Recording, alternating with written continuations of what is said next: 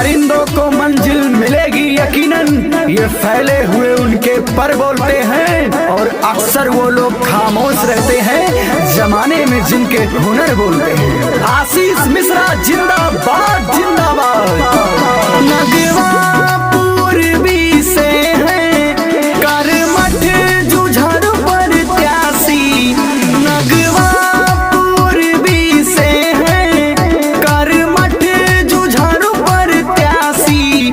आशीष मिश्रा के अब की बीडीसी मिल के बना दी, आशीष मिश्रा के अब की बीडीसी मिल के बना दी। नगवा पूर्वी से है करमठ जुझार पर त्यासी, नगवा पूर्वी से है करमठ जुझार पर त्यासी। आशीष मिश्रा के अब की बीडीसी मिल के बना दी, आशीष मिश्रा के अब की बीडीसी मिल के बना दी। सुना है आज समंदर को बड़ा गुमान आया है, कश्ती उधर ही ले चलो जिधर तूफान आया है। तो इस बार नगवा पूर्वी से करमठ जुझारू प्रत्याशी आशीष मिश्रा को बीडीसी बनाना है और इनको जिताना है। आशीष मिश्रा जिंदाबाद जिंदाबाद।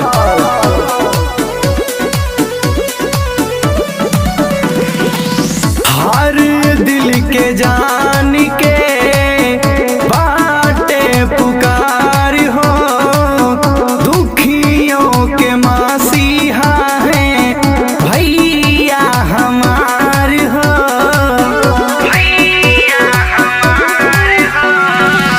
हर दिल के जान के बाटे पुकार हो, दुखियों के मसीहा हैं भैया हमार हो। सबके हाथ पकड़ के भैया चले दिन राती, सबके हाथ पकड़ के भैया चले दिन राती। आशीष मिश्रा के अब की बीडीसी मिल के बना दी, आशीष मिश्रा के अब की बीडीसी मिल के बना दी। जालिम कितना जुल्म करेगा सत्ता के गलियारों से, नगवा पूर्वी की गली गली गूंज रही है आशीष मिश्रा जी के नारों से। आशीष मिश्रा जिंदाबाद जिंदाबाद।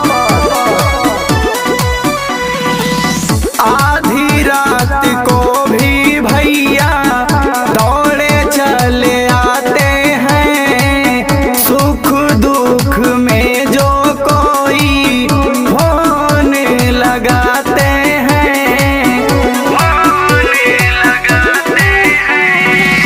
आधी रात को भी भैया दौड़े चले आते हैं, सुख दुख में जो कोई फोन लगाते हैं। पंडित महेश मिश्रा भैया के चाले हैं साथी, पंडित महेश मिश्रा भैया के चाले हैं साथी। आशीष मिश्रा के अब की बीडीसी मिल के बना दी, आशीष मिश्रा के अब की बीडीसी मिल के बना दी। कलंदर संगमरमर के मकानों में नहीं मिलता, कलंदर संगमरमर के मकानों में नहीं मिलता।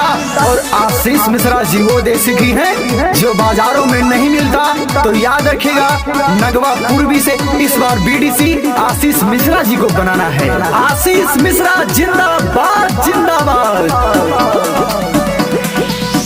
बूढ़े जवानों में होत बाटे चर्चा, नगवा पूर्वी से भरी है भैया परचा, भरी है भैया परचा।